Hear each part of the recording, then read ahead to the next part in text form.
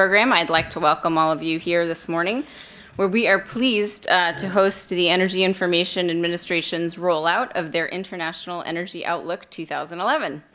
And for any of you who are like us, who borrow liberally or rely on heavily the International Energy Outlook and all of the other EIA products, whether it's data collection or data analysis or outlooks, for our own work and for some of the insights that we bring to our work, you will understand that we're very pleased to have such an important document be released here so that we can have a good discussion on some of the new trends and analysis that EIA has brought to the fore looking ahead over the next several decades.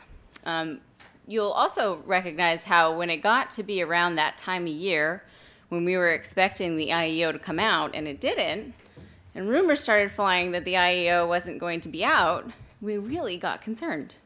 We started to ask questions about what on earth we would do without such an important document to rely on for our work. And so we're very, very pleased and relieved to have the document here today and to have EIA release it and to be able to talk about it and use it for our work in the coming year. So we are also very happy to have Howard Gruenspecht, who is not a stranger to any of you, whether you work in the government or think tank land. He's a veteran of both.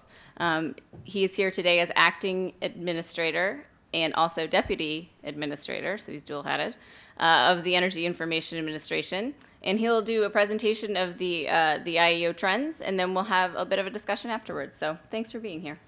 Well, thank you. And hold that thought about the IEO in the future.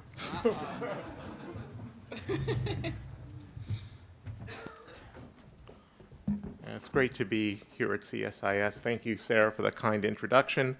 And thanks to you and Guy and Frank Verastro and everyone else I know here for hosting us today. This is the 6th year, I believe, that the Energy Information has released our International Energy Outlook at the Center for Strategic and International Studies, and we certainly appreciate the opportunity to share our views with such a knowledgeable audience. It makes the Q&A more fun, too, to have a knowledgeable audience. This is our latest assessment of world energy markets. It includes projections that go to 2035. Unlike many other long-term outlooks, which usually incorporate at least the expected value of policy changes that can significantly influence energy outcomes, the IEO is based on existing laws and policies and regulations. And as is the case with all data and analyses from the EIA, the views presented in the IEO are ours alone and do not necessarily represent those of the Department of Energy or the administration. I should also say that we underestimated the interest in this and we don't have enough handouts, but the good news is, like all EIA stuff, the handouts, the press release, the full report itself, I believe, are posted on the EIA website as of today, so, and no charge. While I'm the sort of the spokesmodel for presenting the outlook, although I don't look much like Vanna White, the credit for developing it really belongs to EIA's Office of Energy Analysis, which is directed by John Conti, who unfortunately can't be here today. Many staff members are involved. I would single out Ms. Linda Doman, who I think is supposed to be here today, but I don't see her. And I guess a whole team of people from the IEO. But Linda plays a leading role in pulling the outlook together that deserves a special mention. I must also note, picking up on Sarah's lead, that the pleasure of the EIA staff in bringing this outlook to completion is somewhat dampened by resource constraints that are really precluding us from pursuing work on next year's edition. So given the growing importance of developments in global energy markets for our domestic energy future, we certainly look forward to continuing to bring you the IEO to inform policymakers and the public about critical linkages. But I think that's a little bit of a question mark in the present resource environment. So with that, I'll take the punchlines first. We do see substantial growth in world energy consumption. About half of the 53% increase in world energy use we see comes from China and India alone.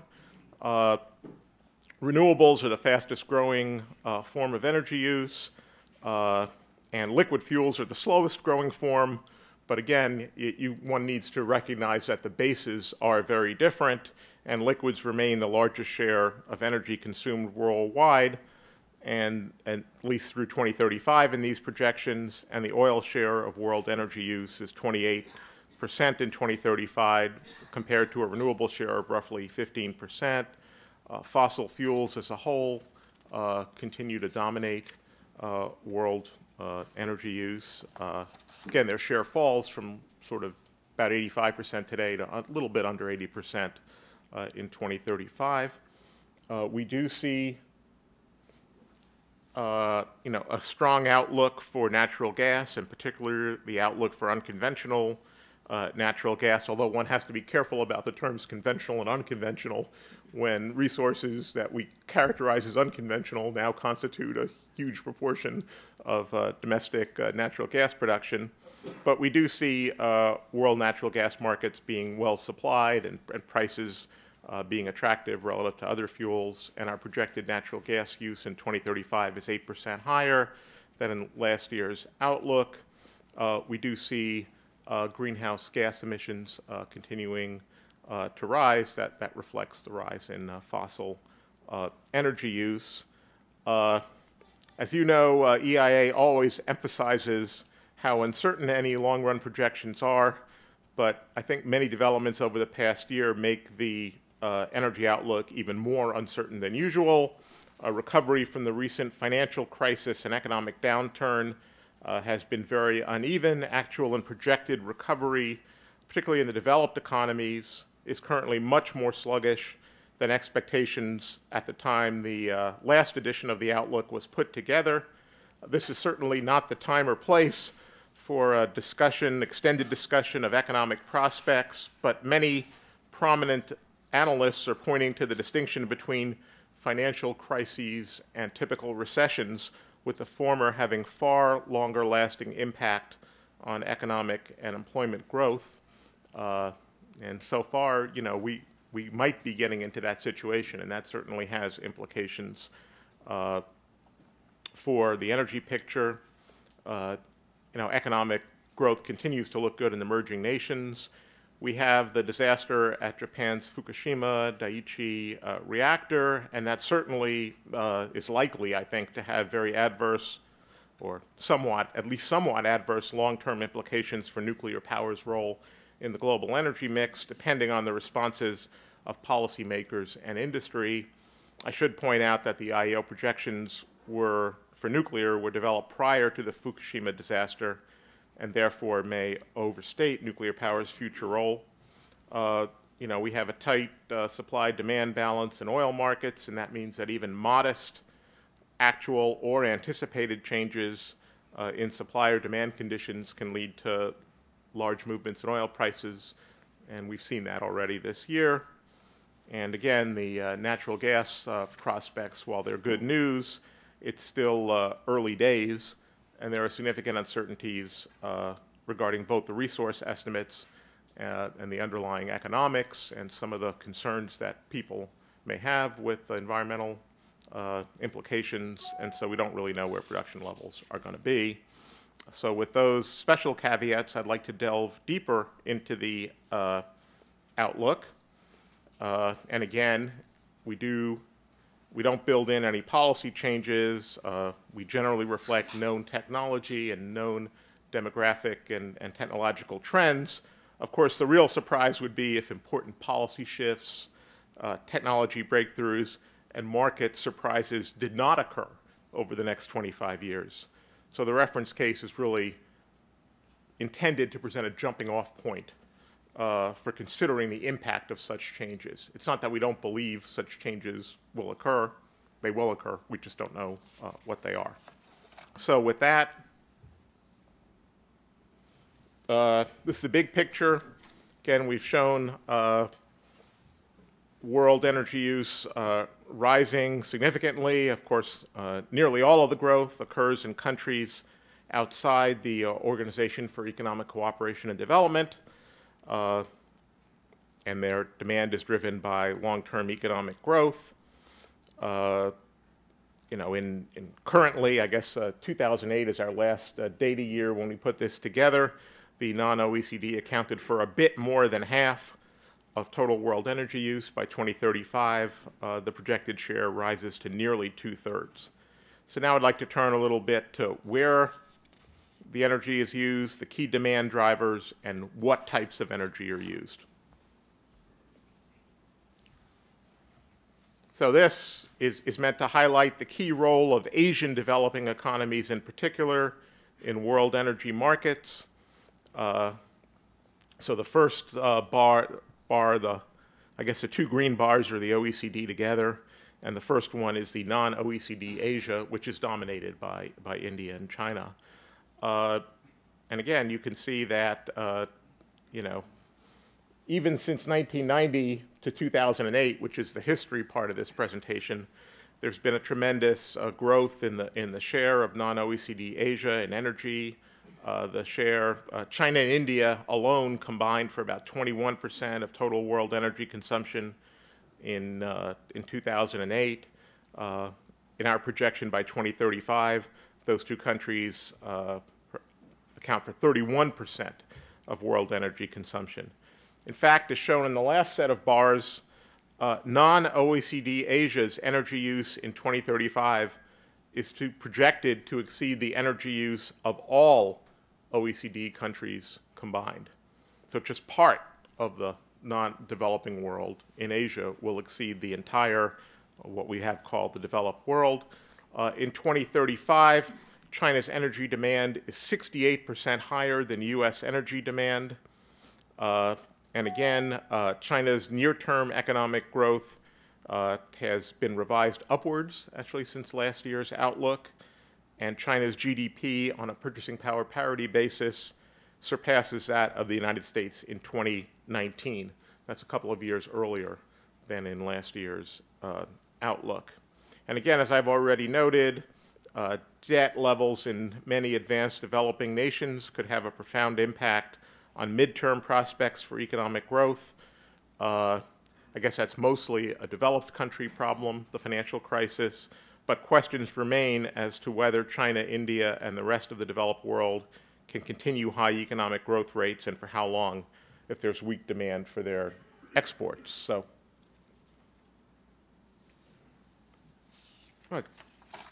you know, I think it's, those of you familiar with the Kaya identity, this is sort of a clipped form of the Kaya identity. I think it's useful to think of energy use as a product of three factors: energy use per unit of economic output per capita, and population. And obviously, growth in economic activity per person and population tend to drive increases in energy use, while reduction in energy use per unit of economic output, which results from both efficiency improvements and structural changes, works in the opposite direction. And really, for all three of the drivers, per capita income, population, and energy intensity, there are significant differences across countries and regions, as seen in this chart. And the greatest differences are in the areas of projected economic performance, which are the brown bars. Per capita economic output in the US and OECD Europe are projected to grow at an average annual rate of about 1.6% per year over the projection period, and that's less than 1/3 China's projected growth rate in per capita income, which exceeds 5%. China's growing even more rapidly than that right now, but we expect that to slow down over time. But the average is still more than 3 times the US and OECD Europe projected growth. There are also significant differences in projected population growth, and I think sometimes these are not really paid enough attention to. Projected population growth rates are not that closely tied to the level of economic development. For example, both China and OECD Europe have significantly lower expected population growth rates than the US and India. And again, there's a lot of detail there, but the growth rates are the green bars, population growth. Moving to other areas, population grows fastest in the Middle East and Africa and is actually expected to decline in both Russia and Japan. So there's quite a big disparity in projected population growth rates, and these are the UN-based. And again, it's not just an issue of developed versus developing. There's quite a mix. Finally, turning to the blue bars, which are projected rates of improvement in energy intensity, they also vary across key countries and regions, but the differences are generally much smaller than those in per capita income. China has the highest rate of projected energy intensity improvement, but its impact on the level of energy use is swamped by the extremely rapid growth in per capita income. The US also has a higher rate of energy intensity improvement than most other regions, but that reflects in part the higher starting level of energy intensity within the US economy. So, turning from the drivers of energy consumption to what energy sources are used over time, I've already touched on this. The use of all fuels grows. Fossil fuels dominate the world's energy mix throughout the projection. Again, although renewable energy is the world's fastest growing form of energy. Oil remains the largest source of energy, but its share falls from 34% in 2008 to 28% in 2035. You notice there's 29% here because that includes liquid biofuels, which do grow a little bit. Again, I've mentioned the strong growth in natural gas use. I should point out that coal, natural gas, and renewables all compete as fuels for electric power generation, and the actual mix of fuels chosen to meet electricity needs can be very sensitive to policy actions. So we don't build in the policy actions, but we certainly recognize that that's a sector in which there's a particular sensitivity.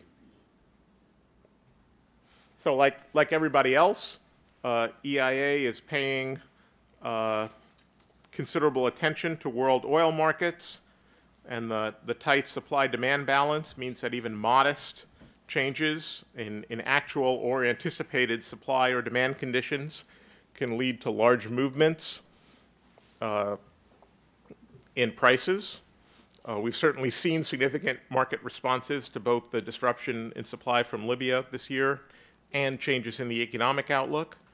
I want to point out that it's a short-run energy outlook that's updated each month that presents a forecast of energy markets over the next 12 to 24 months, along with quantitative measures of price uncertainty based on the market value of energy futures and options contracts.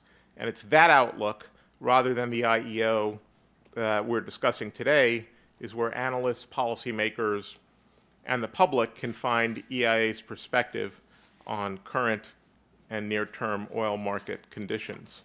So with that, let's hop into it. We do see oil prices in real terms continuing to rise as the world economy recovers, global demand grows, and supply increases face both below ground and above ground challenges. In 2035, the average real price of crude oil in the reference case rises to about $125 per barrel in 2009 dollars, or about $200 per barrel in nominal dollars. Again, this builds on an assumption that OPEC seeks to maintain a fairly constant share of world liquids production, and that access limitations in resource-rich countries outside of OPEC continue to restrain the growth in their conventional liquids production. But I should point out that in addition to the reference case, the IEO includes high and low oil price cases that span a wide range.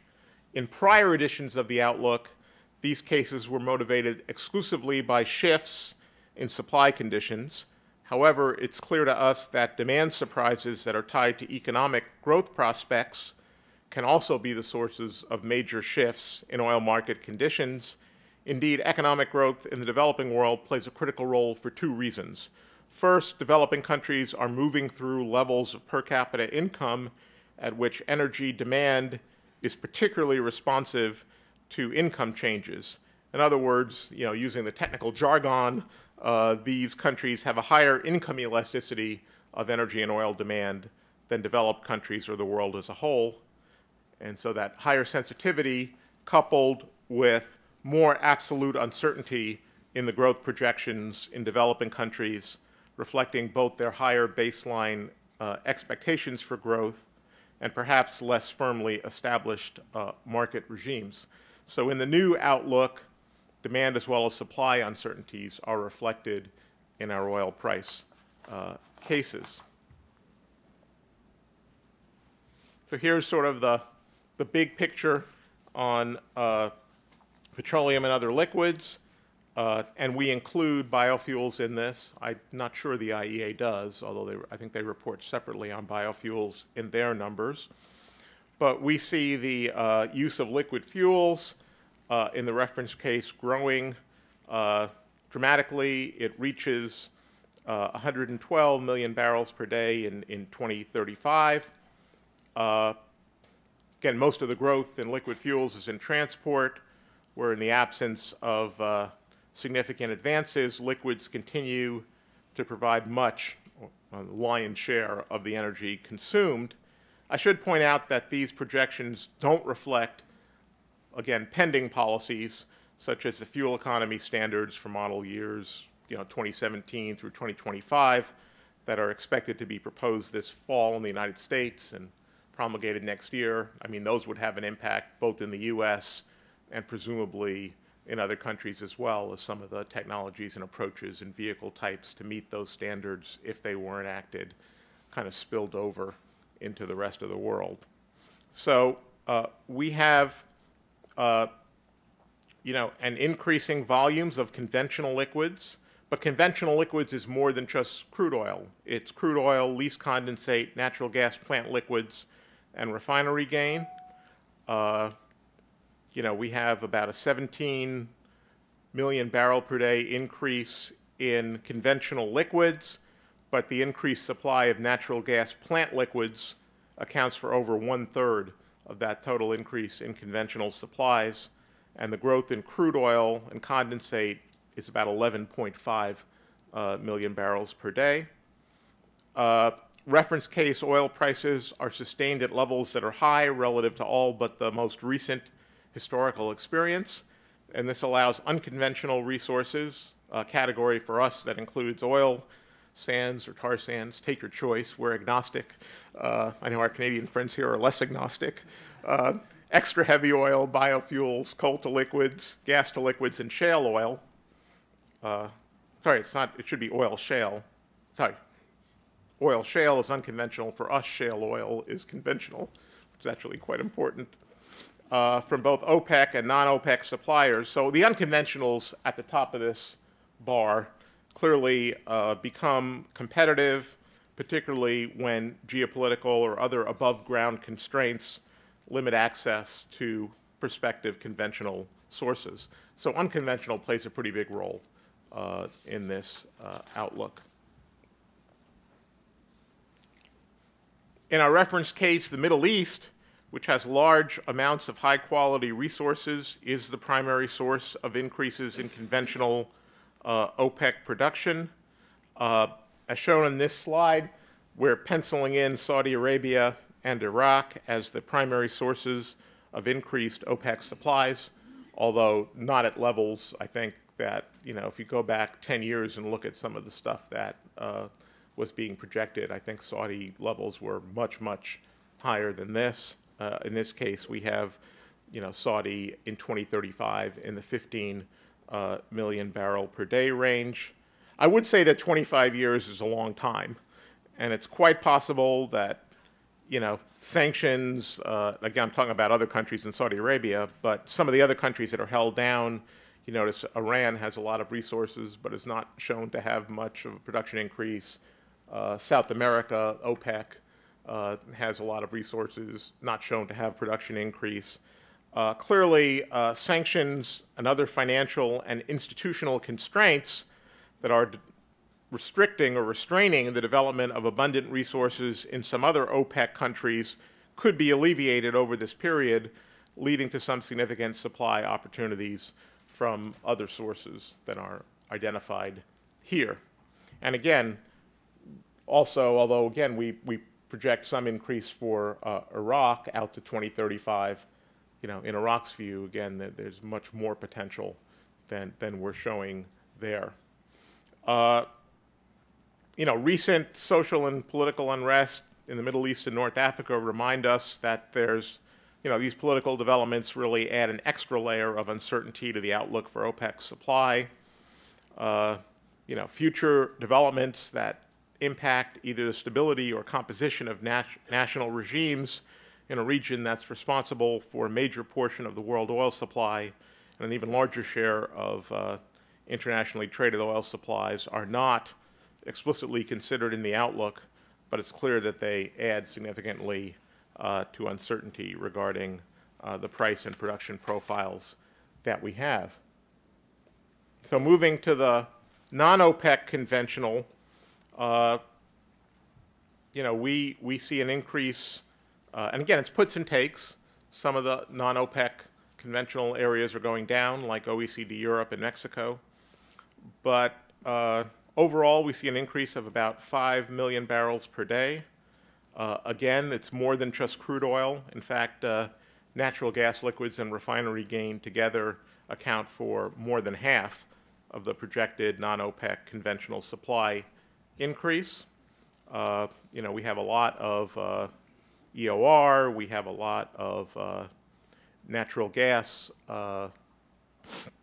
plant liquids, we have shale oil playing a role, and to some extent I think shale oil is a story that sort of is where shale gas was a few years ago, and we don't have much shale oil outside of North America, and the question is that going to be a story like shale gas, where eventually it looks like there's opportunities for shale oil outside of North America as well? That's not built in here.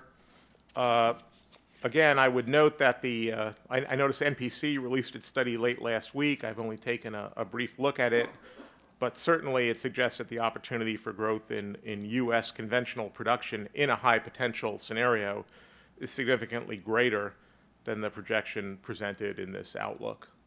Again, we're not trying to define the high end of what's possible, but certainly there are projections of U.S. North American production that are much higher than we have. Again, moving finally to the unconventionals, world production increases pretty dramatically. It's really about oil sands / tar sands and biofuels. Those are the main unconventional resources. Again, going to the high and low oil price cases. Again, I've already described some of the change in philosophy here. We looked at both shifts in the demand situation as well as shifts in the supply situation. Really what we're looking at on the demand side is higher than projected growth in developing countries, which I've already indicated. There's a higher sensitivity of oil demand to growth in developing countries than in developed countries. So, in last year's high and low oil price cases, oil use worldwide and in nearly all regions moved in the opposite direction of prices relative to the reference case projections. Here, the relationships between prices and volumes are more varied. So for the OECD, for the developed countries, where there's no difference in projected economic growth across cases, the prior relationship holds. So in the high oil price case, which I think are I'm colorblind, but I know, reddish bars, you can see that in the high oil price case, consumption in the OECD is below the reference case levels. But when we look to the developing world, we see that the high oil price cases are actually associated with higher consumption. Indeed, it's the demand push from the developing world that's driving the oil prices up or contributing to the oil prices up. And again, this leads to a situation in which total supply is actually higher, total demand and total supply are actually higher in the high price case than in the reference case. Again, there are differences across components with a reduction in OPEC conventional supplies offset by the price-induced increase in non-OPEC conventional and unconventional supplies, because the unconventional does respond more to prices. So again, it's a little bit, I think, a more realistic view of what drives high and potentially low oil price cases, and it isn't just uncertainty on the supply side, it's uncertainty on the demand side as well. And in fact, in recent decade or so, it's really been the demand surprises, I think, that have played a pretty significant role. So turning to natural gas, again, it's the fastest growing fossil fuel in our projection. And let's just look at where things go. So growth in natural gas consumption occurs in every region, but growth is, again, particularly strong outside of the OECD, where economic growth rates are, again, driving demand. It continues to be very important fuel for the electric power and industrial sectors, in part because of lower carbon intensity compared with coal and oil, which makes it attractive in countries where governments are actually trying to do things to reduce greenhouse gas emissions, but also because of its significant price discount relative to oil in many world regions, but not all world regions, because gas has a much, right now at least, has a much less sort of uniform price across the different regions of the world than does oil, which is really sort of a one world price type of commodity. Natural gas is attractive for new power generation also because of low capital costs. You can build it pretty cheaply, you can build it pretty quickly, and it's very efficient in its use of primary energy.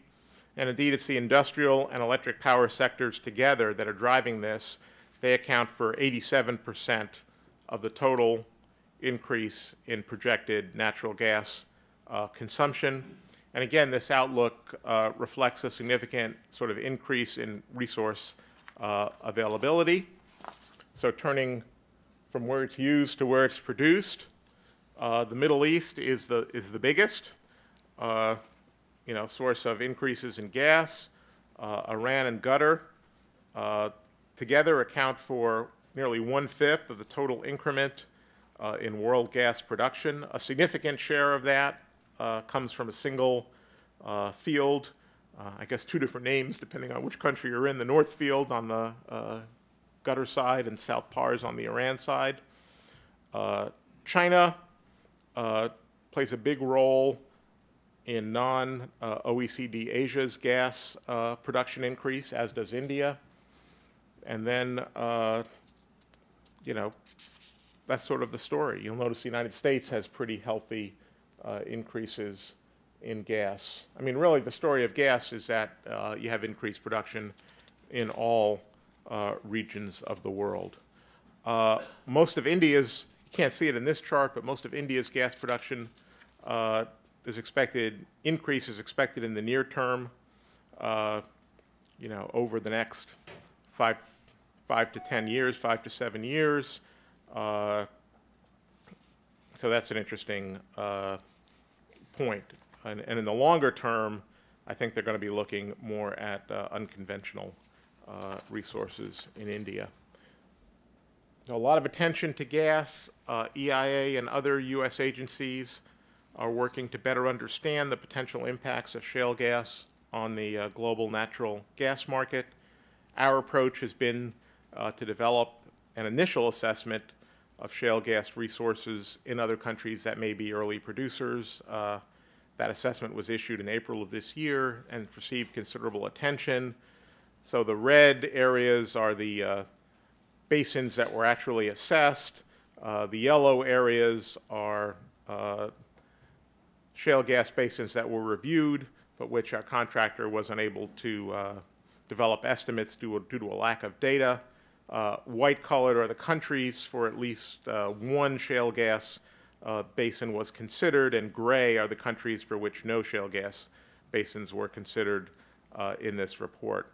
So again, the results, it's not a full global assessment, but the results suggest a vast global shale gas resource base. The assessment of technically recoverable in the basins that were included is roughly 6,000 trillion cubic feet. To put that into perspective, the world technically recoverable resources of natural gas, excluding shale gas, had previously been estimated at about 16,000 trillion cubic feet. So again, it's a pretty big increase. And really the recognition of the potential supply of shale gas, and in the case of the United States, the current and rapidly growing contribution of shale gas to actual supply, and it's probably in the 25 to 30% range in the first half of 2011, is definitely starting to reshape our view of global natural gas markets, including production, consumption, and trade. You know, here are some of the numbers for the specific basins in various areas that were considered in the initial assessment. And again, while the potential is high, there clearly are, you know, a lot of unknowns. It's very early days still. Certainly less early days in the US, but very early days for the world.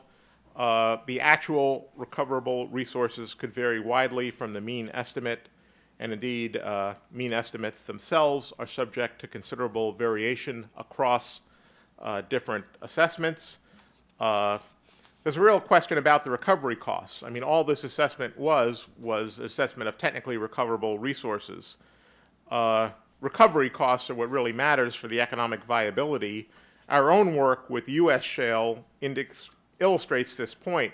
So when we looked at sensitivities that varied the amount of production from each well, which is directly reflect sort of the underlying economics of shale gas development, that had a larger impact on projected wellhead prices of U.S. natural gas than other sensitivity cases that varied the size of the resource base. So sometimes people look at the resource base as, you know, the only thing that matters. In fact, it's really the economics of production that may matter more.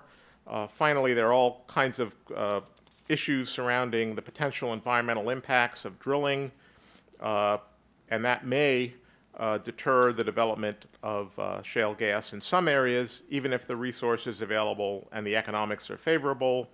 And, you know, different countries have gone different ways on this. So you have France, who's taken legislative action to ban fracturing, South Africa, a moratorium on fracturing. On the other hand, you know, Canada is moving forward with production, Poland is moving forward quite aggressively, and China is very interested. So it's a mixed bag, and it's still early days.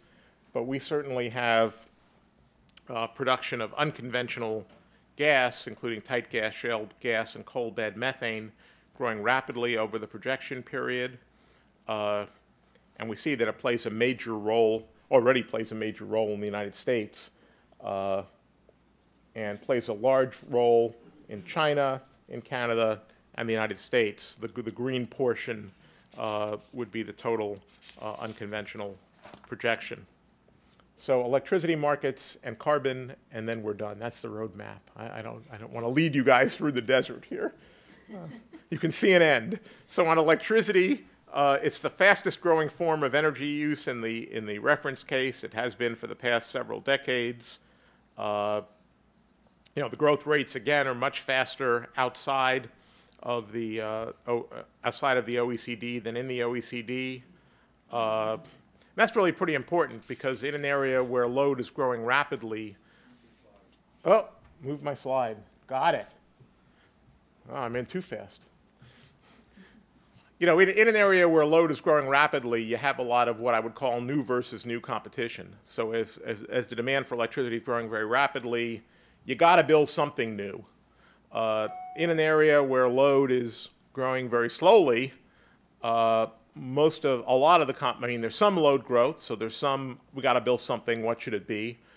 But a lot of the competition involves potential new sources competing against existing generation whose capital cost is already sunk. And that can be a much different proposition. So when someone, oftentimes you hear these comparisons of, we're going to compare the costs of different generating technologies, and implicitly it really matters if you're talking about what I call new versus new, which is critical in areas where load is growing rapidly, or what I'd call new versus old, in which case, it's a much tougher proposition to displace some of the older technologies. So with that, as an introduction, here's the sort of the electricity picture. Big growth. Coal at the top provides the largest share of world electricity generation, although its share does decrease modestly from its 2008 share, where it's about 40% of the world, to about 37% in 2035. Liquids, really falls off. Part of that has to do with the high prices of liquids, and there's certainly a strong incentive to substitute toward other generation wherever possible. It's 5% of electricity, primary fuel in 2008, drops to just over 2% in 2035. In this regard, the rest of the world is really catching up in some respects to developments in the U.S. and other OECD countries. In the U.S. now, oil-fired electricity probably well under 1%. Natural gas and renewable account for increasing shares of total generation. Again, I've mentioned that renewable is the world's fastest growing resource. That's particularly true if you look at non-hydro renewables, which are growing extremely fast. Now, in this projection, nuclear's share of generation increases slightly between 2008 and 2035. But again, the question is, how does that change in the wake of some of the recent Fukushima and the policy responses to it? I think there's really a significant distinction in the nuclear power scenarios between the OECD countries, which account for 80% of today's nuclear generation, and the non-OECD regions. Within the OECD, although some new nuclear capacity is added, the projection for nuclear power generation to 2035 depends primarily on decisions that are made regarding the utilization of existing plants and the possible extension of their licenses. In contrast, outside the OECD, the growth in nuclear production depends to a much greater extent on the addition of new plants. So the question is sort of what's going to happen in terms of nuclear power's role in the global energy mix. And again, the full extent of the withdrawal of government support for nuclear power is uncertain, but we've already seen some reactions. Germany, Italy, Switzerland, Japan, and China. Early retirements or even a decision not to pursue extended life of existing plants in the OECD countries could have major impact on the projections for nuclear power, even if significant building of new capacity outside the OECD were to proceed. So again, the full policy responses have yet to be seen, but the initial responses suggest projections for nuclear power from both existing and new plants are going to be reduced. And I will point out that in the domestic context, EIA in its annual energy outlook will explore issues related to nuclear plant retirements and possible licensing extensions as they apply in the U.S. context. But this is a pretty important question. Coal, coal's another example of an energy activity where the global picture is dominated by a small number of players, notably China, other non-OECD, Asia, and the U.S. Looking back 20 years and forward 25 years, coal-fired generation in other parts of the world, which are, I guess, the tan bars in the graph, are pretty flat around 2 trillion kilowatt hours. But again, coal is pretty important in the U.S., in China, and in other non-OECD Asia. And we can see that in this case, we have singled out China itself because it's such, by 2035, it's such a huge part of world coal-fired generation. So the end of this is energy-related carbon dioxide emissions. And again, without specific policies to limit greenhouse gas emissions, energy-related carbon dioxide grows by about 43% over the projection. China's energy-related carbon dioxide emissions, which were 16% higher than those of the United States in 2008, are more than twice as high than U.S. emissions by 2035. So, and again, non-OECD Asia, the rest of non-OECD Asia is growing as well. I would say that coal continues to account for the largest share of global carbon dioxide energy-related emissions. Natural gas use grows a lot, but its share of global emissions doesn't grow that rapidly. Certainly, the projected growth in emissions implies an accelerating rate of increases in atmospheric concentrations of carbon dioxide. I guess they're now somewhat at 391 or 392 parts per million and growing at an annual average rate of slightly below 2 parts per million over the last 6 years. However, our work doesn't really go forward beyond that to address the relationship between rising atmospheric concentrations of CO2 and other greenhouse gases and changes in average temperature and other measures of climate change. Hard enough for us to do the energy side. We'll leave that to the climate scientists and the atmospheric modelers. So with that, I thank you for your attention, and I look forward to any questions you might have. Thank you very much.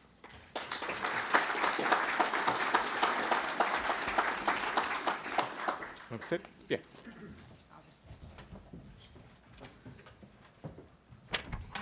Well, thank you very much, Howard. As usual, that was Scintillating. No, scintillating. That was not the word you had in mind. It wasn't actually. It was extremely robust and very useful. I gotta say though, I started off the day on an upbeat note, and you've kind of put a nerdy energy downer on it for me. It's hard to watch something like what we just saw and see how energy trends increasingly over the next couple decades become more and more about what happens outside of the U.S. and understand that we will probably be putting fewer and fewer resources towards those trends that illuminate, or towards those publications that illuminate some of the trends that we're trying to understand better. So I will get off my soapbox after that, and I think Frank's going to pass a cup around for donations, but we've got plenty of time for questions. Which we can't accept. Which you can't accept, right. Well, we'll have to figure out something else to do. All right. We've got plenty of time for questions, but I also wanted to mention before I forget that EIA has been kind enough to let us post a webcast of this presentation. We're also being live webcast, and a copy of Howard's slides on our website, as well as the information being available on the EIA website with all of the other sort of resources that they've got there as well. So we encourage you to visit more to sort of delve into each of the trends that Howard had talked about this morning. Before we get started with your questions, I just want to remind you of the ground rules here, especially because we're being webcast and we want all our viewers to be able to hear your very thoughtful questions. Please wait for a microphone. Please state your name and affiliation. And if you could please put your question in the form of a question, we would greatly appreciate that. I will give you a second to think of a couple. And I just wanted to touch on one thing that, Howard, you did talk about a little bit, but because we're a public education institution, if you could unpack a little bit, folks, that we'll be asking you, the difference between shale oil, oil shale, and tight oil, and how EIA treats it. Because we did see the NPC study come out last week, as you talked about. It is sort of being thought of as the new unconventional gas, potentially, and so just help people to understand how you all treat that as a topic. Well, terms like conventional, unconventional would, tend to, I guess, change over time. But oil shale is this, for us, is this there's really a product, kerogen, that's underground a lot in Colorado and Utah, it's not really crude oil. It's something that would need to be processed into oil. Whereas shale oil, which I think is what the NPC is calling tight, or a lot of what the NPC is calling tight oil, is really crude oil that's located in shale formations where the oil does not flow readily to the wellhead, and some of the same treatments that are used to produce shale gas are used to produce shale oil to get the oil to flow to the wellhead. But once it flows to the well, it is the composition of it is similar to other types of crude oil. So again, I believe the NPC, because there is sometimes confusion, and we have used the terms shale oil for the conventional oil in shale formations, and oil shale, which is this other stuff.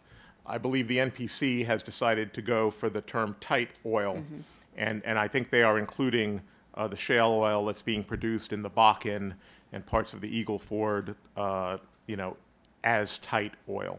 Great. So think of tight oil as really very close to what we call shale oil, and oil shale as something else. And we, by the way, there is a This Week in Petroleum article that lays this out pretty nicely for people who are interested. You can search the analysis text of the past This Week in Petroleum, because this is a question that has come up before. Yes, I was trying to save your frequently asked questions people a minute or two. So, okay, start with questions. You've got one over here.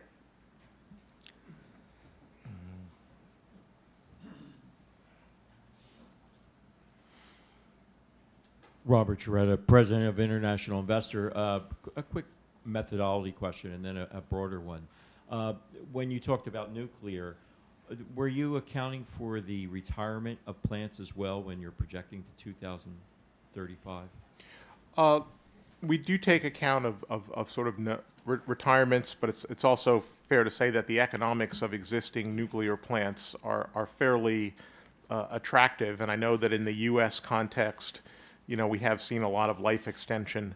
And prior to Fukushima, we thought we saw a lot of interest in life extension. There were some countries that had previously planned earlier retirements that were extending their horizons a bit. Now, in the wake of Fukushima, that may have changed to a significant extent, and that was not reflected you know, in the outlook. So retirements are an issue, but keep in mind that once you've built a nuclear plant, it goes to this new versus new and new versus old thing. You know, the economic case for an existing nuclear plant tends to be pretty compelling. The economic case for a new nuclear plant, somewhat less compelling. So we had some retirements, but a lot of life extension in our IEO scenario. So if you'll permit me one more real quick. Oh, sure. We often talk about conventional versus non-conventional, OPEC versus non-OPEC. Can you comment on what you see in terms of trends between state-owned and state-controlled versus private sector in the oil and petroleum industry in particular? Have you seen, and do you try to monitor that which is controlled by states versus that which is in the private sector? Well, we all know that a lot of the sort of the proved reserves, so to speak, are really dominated by the state-owned / state-controlled sector.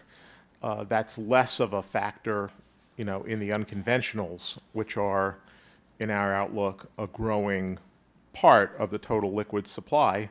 But again, it's still a pretty small part of the total liquid supply, and we do have production from the OPEC you know, region sort of being very important still, and that's clearly state-controlled. Some of the areas that we've shown picked out for growth in the non-OPEC include Russia, include Brazil, and there's clearly state participation there as well. On the other hand, we have some conventional growth in the United States that has less state participation. So I think all in all, it's no surprise, you know, the state players are very big and remain extremely big throughout this projection. Although there are some parts of growing supply, notably the unconventionals and the U.S. conventionals, that don't have the major state participation. But I would say it's not like the hold of the state players is being broken in this projection. Mark. Thanks, Sarah, and thanks, Howard. Let me add my comments to Sarah's on the love fest of EIA and the value, the public value of the service you provide. I'm Mark Finley with BP.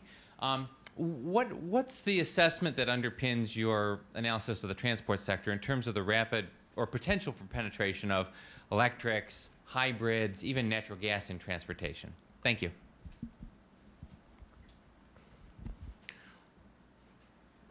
We don't have a super high, I mean, we definitely have some penetration of some alternative technologies into transportation.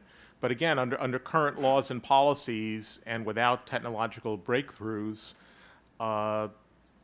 we do not see sort of a massive shift away from certainly petroleum for light-duty vehicles and freight trucks. So our outlook for petroleum does not have large amounts of, let's say, electric drive coming in. Now, in part, that reflects the current laws and policies situation. For instance, in the U.S., there are very big incentives for purchase tax credits and the like for purchases of electric drive vehicles, but they expire at some point in time, and we don't presume that they would be extended. Now, one thing we do have, though, that holds down, I think, the growth in petroleum consumption. I mean, if we had China, going along the same path as South Korea with respect to adoption of personal vehicles, and indeed a lot of those personal vehicles, or the vast majority of them, were all petroleum driven, we'd have higher growth in petroleum demand in China than we have.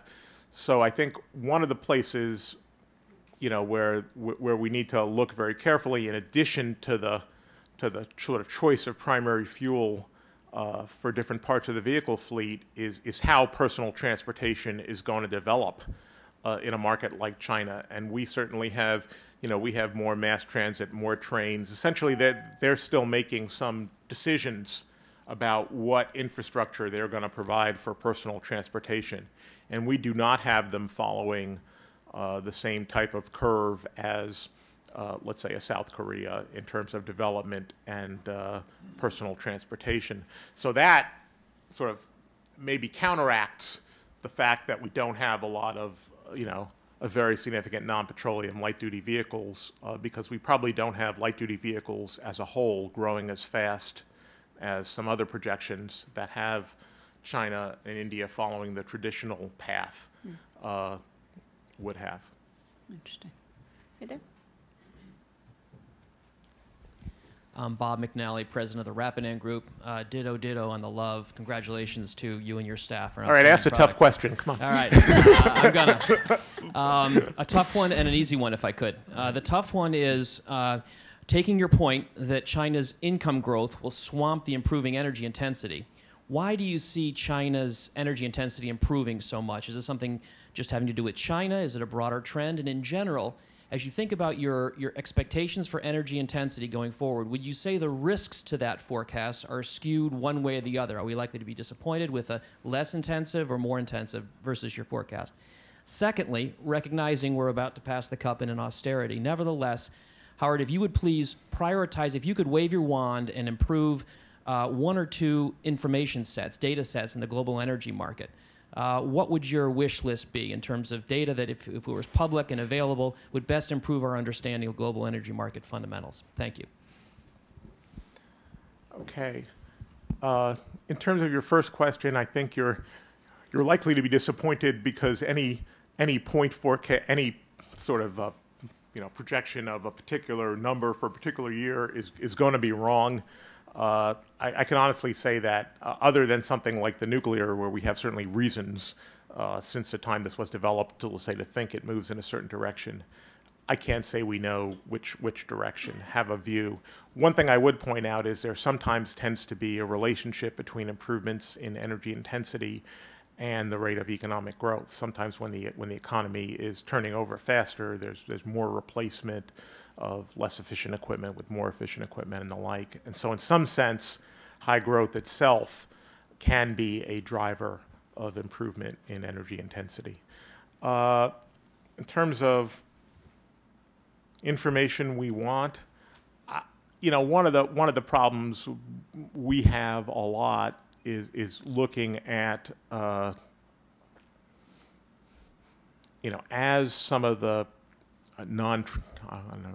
some of the developing countries become more important in tightly globally integrated markets like world oil markets, it is really important, I think, to get better information about you know, what is going on. I mean, we put together measures of apparent consumption growth, but a lot depends on whether stocks are being accumulated or whether the stuff's actually being consumed. And frankly, for some countries, we just don't have very good information about that, and that leads to mistakes. So I think understanding you know, better information on oil inventories globally would be pretty important, because that's such a tightly integrated global market. You know, in the domestic context, I think we probably need better and more timely information as we put our balances together on product exports. I think we've sort of been behind the game on that, and there's been, you know, one of the things that's happened is the United States has become, I mean, we've always been a big importer of crude. We're still a big importer of crude. We've always been a big importer of products, but now we're turning into a big exporter of products. And it's really important for us to get a more timely handle as we put together the weekly balances on what's going on with exports. So I think those are two things I would single out. They're both related to the oil market. It's not because other markets are unimportant. It's because the oil market is the one that's globally most, you know, tightly integrated. Yeah. Go back there, and then we'll come here. I'm Brian Wingfield with Bloomberg News. Just curious whether, excuse me one second. Just curious whether the projections for natural gas include the U.S. Geological Survey estimates in August. I think they... I can't hear you. He's curious as to whether or not your projections include for unconventional gas the USGS projections from August. The USGS numbers were significantly lower than the Energy Department's numbers. You're talking about Marcellus, or? Yes, I'm sorry, Marcellus. Going domestic, huh? All right. Well, we do. I think we want to, you know, incorporate some of the USGS information. We will be updating, you know, our estimates. It's really our standard practice to incorporate information from the latest USGS assessments. You know, we've done that traditionally. Again, we were in the position where we had an outstanding USGS assessment of, I think, 2 trillion cubic feet for the Marcellus, which we didn't find to be something we could use. It was clearly out of date, and they've increased that by a factor of 40 in their assessment, but it's significantly lower than the assessment we had been using. We will be updating. It's one thing to point out that they focus, though, on undiscovered resources, and that's only a part of the total. The total includes both proved reserves and inferred reserves. And one of the things we need to do is get the information from USGS that allows us to sort of figure out what areas they excluded from their assessment. And we have, obviously, we are responsible for the collection of proved reserves information, so we have that information as well. So ultimately, I think we will end up with a number in our forthcoming AEO that incorporates information from USGS, but I think you can expect that it won't be exactly the top line number. The devil is really in the details. As I mentioned in the talk, I also want to point out that, you know, while certainly technically recoverable resources are important, you know, the recovery economics really matters a lot to our projections. And if you look at, because we had a big section in the 2011 Annual Energy Outlook that looked at shale gas uncertainties, and we actually looked at two things. We looked at resource uncertainties and recovery cost uncertainties. And the recovery cost uncertainties actually had a sort of a larger impact on our projections than the resource space uncertainties. So the answer is, the answer is always it's complicated, but the answer is yes, we are going to incorporate information from USGS, but I don't think there should be an assumption that technically recoverable resource information, we know directionally what type of effect it would have on our projections, but the assumption somehow that everything hinges on that, I think may be incorrect. And again, I don't know that you're making that assumption, but you asked the question, so I thought I'd provide the information. If I could just build off on the unconventional gas work that you expect to do question. For those of you who haven't spent any time looking at it, the study that EIA did in conjunction with ARI on unconventional resource basins that Howard talked about is actually quite interesting. We had a session here on it not too long ago. Do you have any plans on building off on that work, either in terms of the geographic scope or sort of going beyond sort of just the technical recoverable aspects? Well, it's a good question.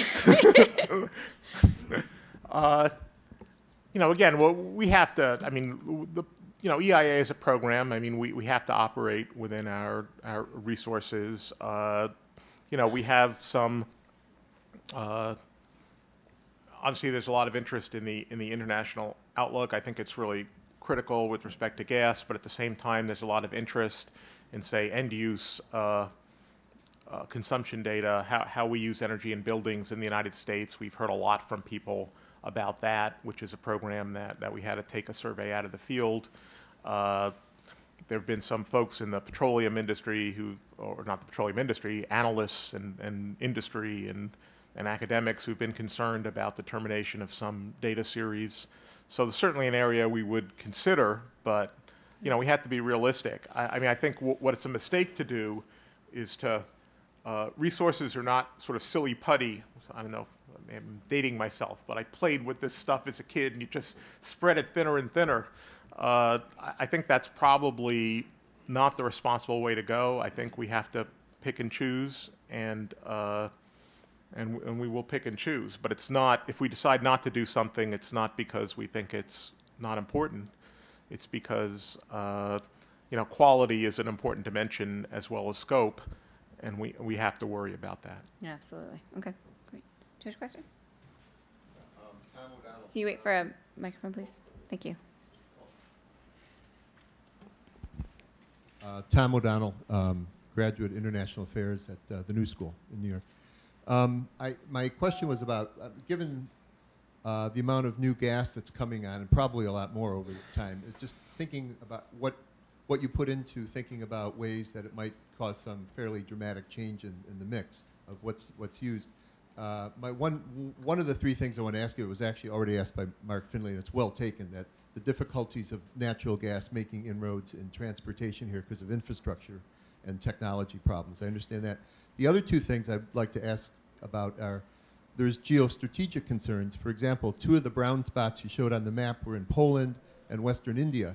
And places like that, there's quite an impetus to use any kind of natural gas, especially in Eastern Europe.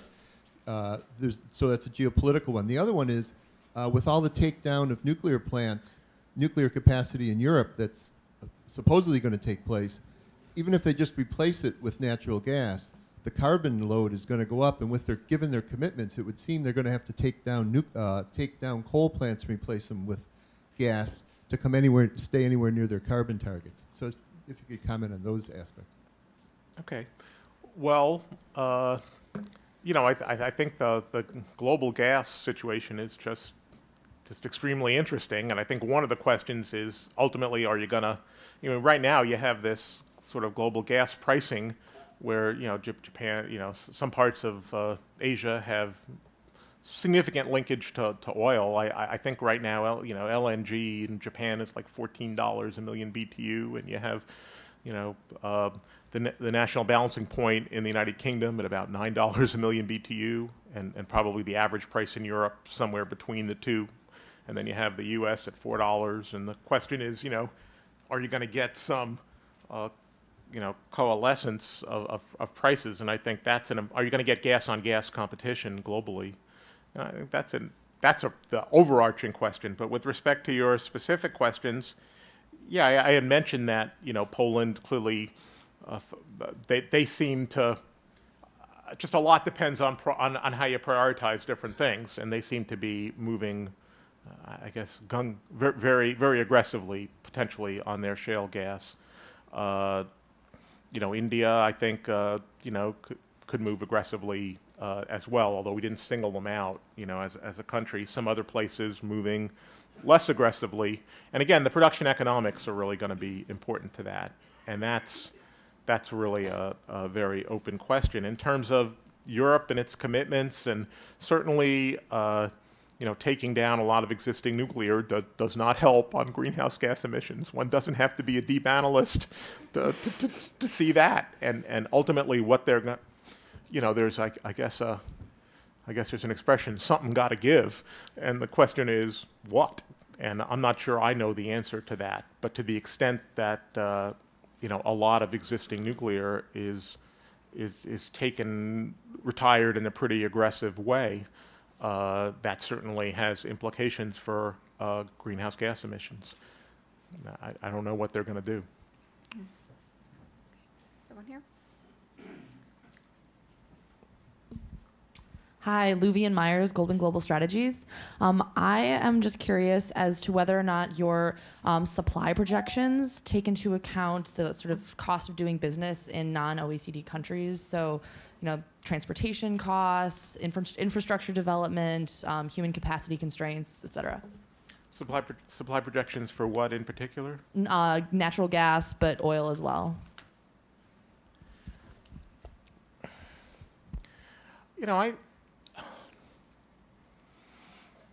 I mean, some of the areas that we, identify for, I guess we sometimes use cryptic language, but we talk about sort of constraints on resource access in certain non-OPEC areas. So certainly, do a thought experiment. If the U.S. had, let's say, Russia's resource endowment, would our production be higher, or would the production level be higher than what we're projecting here? I guess my thought is probably. So that might be, so we understand, we build in some sense, the notion that there isn't, just because you're outside of OPEC doesn't mean you have sort of, I guess, 100% free market access to all resources. But it is the case, again, that some of these areas, despite whatever challenges they face, have been areas where production has been increasing. In the other parts of the former Soviet Union, for instance, production has been strong despite some of the, I guess, what you would describe politely as the costs of doing business, and we, so we're trying to be realistic about that. But it isn't like we assume that Western capitalism settles over the entire, non-OPEC world, instantly. We do try to reflect some of those constraints. Now, with respect to the unconventionals, we really see that as a lot, much more market-driven. Certainly, the biofuels are pretty market-driven and policy-driven. Market-driven in some places, policy-driven in other. Certainly the oil/tar sands, we see as, oil sands. Yeah, this is EIA though. We see. So if it's NRDC, it's tar sands. If it's you giving the talk, it's oil sands. If it's me giving the talk, well, whatever. The Canadian sands, yeah, that we see is very market-driven. So some places yes, some places no. I guess that's the. Okay. You, Kevin, and then right there. Thanks, Kevin Massey from Brookings. Question about the Middle East as a source of, or a center of demand for oil. You mentioned your projections have, I think as a base case, 15 million barrels a day coming from Saudi Arabia in 2035. But can you talk about the impact of increased oil demand in the region and what that will mean for global markets and supply-demand balances?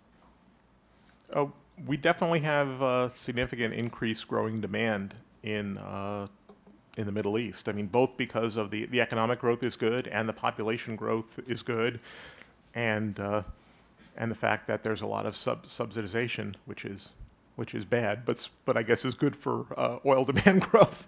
So yeah, I mean, there's no question that you want to take, I mean, we do a global balance, and the Middle East is a big area for increased demand. I mean, it's also the case, and I don't know how this exactly will get sorted out, but there's certainly a lot of, the Middle East is one of the areas that uses a lot of oil in applications like electricity generation and desalination, where it might be very attractive to use other fuels in its place. I would have to go back. I don't have all the details in my head, but I think at least part of the, let's say, the shift in electric generation fuels away from oil from like 5% of the global total to 2%. Undoubtedly, the Middle East would still be one of the places that uses more oil than other places. The question is, do they start using other things? I mean, they have good renewable resources. They certainly have natural gas resources. And to the extent that you would, let's say, free up, it's interesting. I mean, you look at alternative natural gas developments in the Middle East, and you're thinking, worrying about whether we should pursue sort of a $2 a million BTU cost option or a $4 a million BTU, I won't mention which country might be looking at these things, cost option.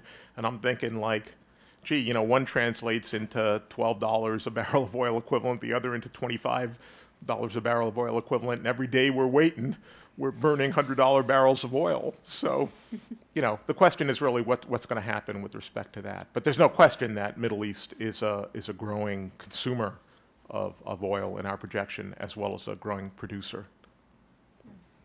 Okay, right there, and then we'll do Al.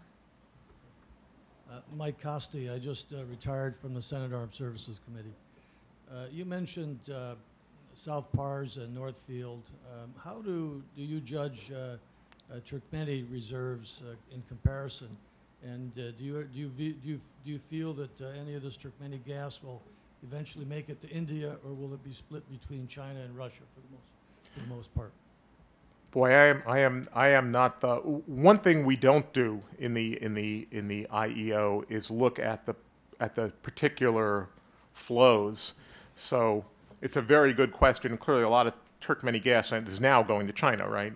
But the question is what happens in the future. The answer is the International Energy Outlook certainly wouldn't look at that. In fact, we don't even look at, while we have Canadian sands production rising dramatically, from our perspective, we're not saying where it's flowing. We're looking more at the global balances. So I'm sorry, I don't really have the information to answer your question. Good question, though. Al Hegberg with CSIS. Thanks very much. It was a terrific presentation. Could we go back to gas for a minute, and not as a policy question, but looking at the U.S. gas resource base now, or the reserve base, in terms of whether that changes the global market beyond diverting LNG cargoes away from the U.S. or other kinds of things. At some point, do you see production of U.S. gas being exported? Well, that's certainly a question that's come up a lot. Given some of the work. Obviously, you're aware that the Department of Energy, not EIA, but the fossil group in the Department of Energy has really recently approved one project license, and it's two more pending for export to non-free trade agreement countries of LNG. It's certainly not built into our reference case projection at the present time. We have seen already a lot of sort of re-export of some of the LNG that we've imported, but that's really we have also the one plant that I guess is soon to be shut down in Kenai that exports to Alaska. That's a relatively small thing, but I think the question you're asking about is are we going to see significant exports from, let's say, the Gulf of Mexico, where those three license applications are? The answer is we don't have it in our reference case. I think part of it relates to this big question that I kind of twisted an earlier question about as to whether the global gas market is going to turn into sort of gas-on-gas competitive environment. I guess some of this could potentially tie into the opening of the larger Panama Canal, which might make transportation. Certainly, Asia seems right now to be the premium market for LNG. I guess there's a question of, will it continue to be a premium market because you have these differentials, and at some point, are you going to get the competition or not? So that's one key big question there. I guess the other big question there is, how does the U.S. compare with other places where there's a lot of natural gas? Because $4 a million BTU, $5, we have our prices in North America rising in our projection, and while $4 or $5 million a million BTU is cheap relative to 14 or 9, it's expensive relative to other places, perhaps, where you could secure feedstock for LNG. So I'm kind of dancing around it a little bit. I feel like Tevye. On the one hand, on the other hand, I'm not that. I know what the factors are, which is how the U.S. gas competes against other gas. On the other hand, the U.S. has an advantage that some of these facilities are sort of the non-liquefaction part of these facilities is already a sunk cost, of these folks who've come in for licenses. So that could be an offset to a somewhat higher cost of the gas. We don't have it in our reference case. That's what I would say. I would certainly not rule it out. Okay. I think we've got time for one more question. So right there. Ron Minsk with Securing America's Future Energy. Given the importance of spare capacity in the oil market, production capacity, and its relationship to the price of oil, I'm wondering if you have any thoughts about the trends on spare capacity and the factors that may affect it.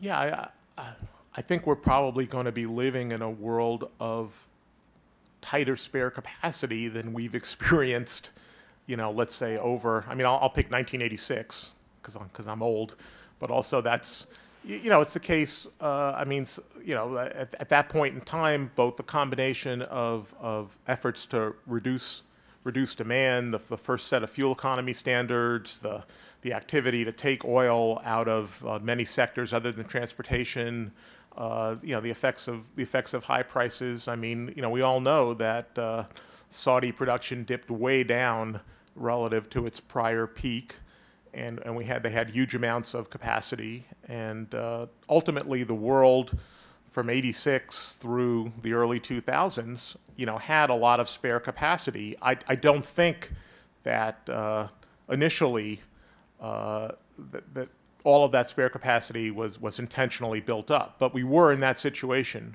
until fairly recently. I think now we're out of that situation. Spare capacity is much tighter, and I think very few producers have an incentive to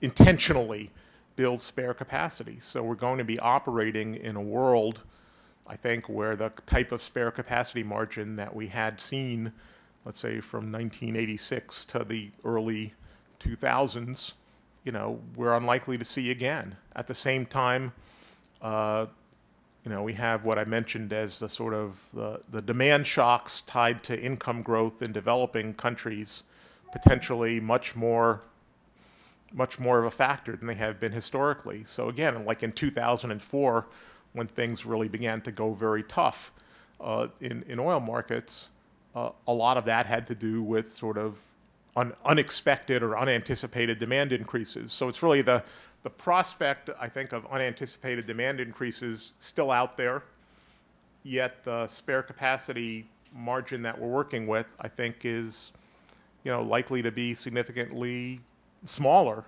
than we had gotten comfortable with, from 1986 for almost 20 years after that. So I think it's a different world. I think there'll be a lot of volatility potentially in oil markets. The markets have to balance, and in the short run, demand and supply are pretty inelastic. And I think that's the lesson we've learned. Not a happy lesson. Well, listen, Howard, we can't offer you money, of course, but we can certainly offer you our thanks, and the thanks to your staff, many of whom are here today, for all the time and attention you spend on putting this together. And thank you for spending your morning with us. Thank you.